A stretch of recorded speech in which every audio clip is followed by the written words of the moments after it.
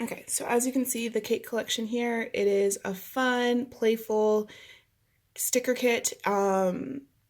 When I do my photo shoots first, I take photos of the sticker kit intact, kind of like this, and then I do some later where I show how I use them in a planner. So this can all be purchased, these can all be purchased together as a full weekly kit, and each page can also be purchased separately. So that's kind of 8 pages worth of stickers here, which should actually be 7 products because these two come together.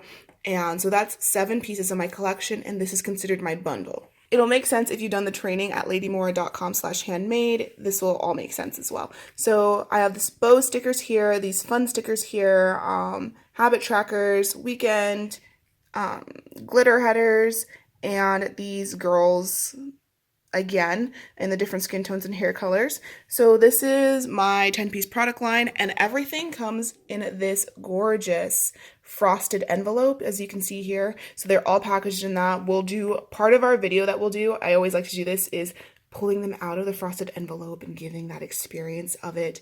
Just I love it.